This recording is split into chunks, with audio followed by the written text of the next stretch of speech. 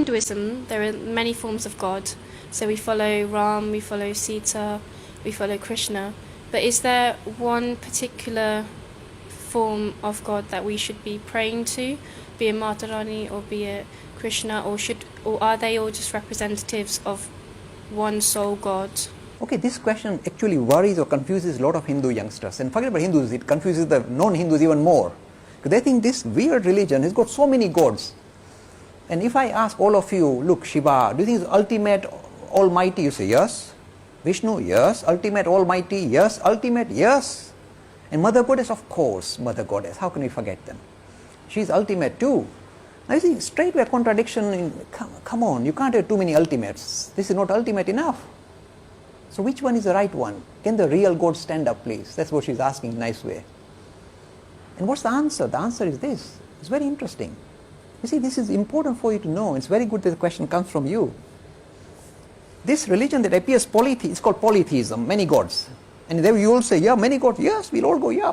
Actually, it's not polytheist. It appears polytheist. It's actually pluralist. It says the same ultimate reality that you are trying to relate to, you can call it by different names and give it different forms. Names and forms can be different, but the same reality, ultimate reality. So not many gods, but many ways to think about God. This is a big difference. If you said many gods, it's a naive, not well thought out religion at all. They have not thought it out properly. When I say many ways to think about God, that's grand, it's majestic. It allows different individuals to relate to the idea of spirituality in his own individual mode. So a different group will say, oh, we love Krishna, okay, sing his glory. Oh no, we like Shiva. Go for it, my friends. The way you are relating to the ultimate is through the name and form of Shiva. Go for it. This is the answer. The name the Hindus give the comprehensive idea of God is, you'll be surprised, is Brahman. Now the word Brahman, there is no person, like Brahma is a different person, not Brahma. We're talking Brahman, Brahma. And the word Brahma means spirit, not as a person at all, but as a principle that underpins reality. They said the whole of this creation is nothing but an expression of this principle. Look, not a person, principle that becomes visible, manifested as the world that we see in front of us. And the same principle, Brahman, becomes more visible, becomes clearer as living things, and the most clearest vision of this Brahman, this principle, is humanity, men and women. That's why I said you are the clearest manifestation of God on earth. Where else will you find your God? He is lighting you up. Not you, everybody. So this is a principle-oriented religion, but then it allows a personalized approach, because he said, look, why don't we just talk Brahman, and why should we have bother with Ram and Krishna and Shiva and Mother?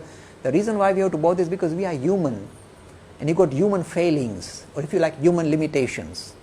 As we are human, the only way we can build a relationship with this principle called Brahman is to think of this principle as a personality.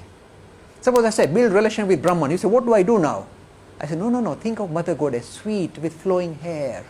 And you want to say, oh, mommy. Now it's easy to build relationship. With Brahman, how do you build a relationship? It's a principle, it's abstract. When you turn that principle into a personality, then you can build friendship, relationship, like a mother figure, father figure, friend. See, the Hindu religion is the only one that allows you to think of God in a variety of different ways. Not just father in heaven, like Christianity, mommy in heaven. Why not mommy? Mommy is a sweeter, kinder, cuddlier, less hairy than daddies.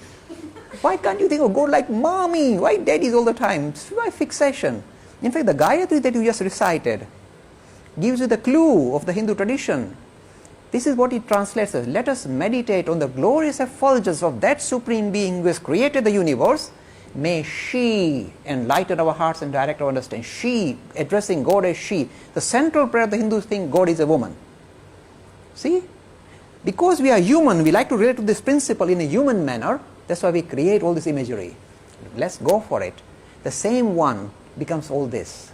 People say, how do you reconcile principle and personality? This is how we reconcile. It's like ice and water.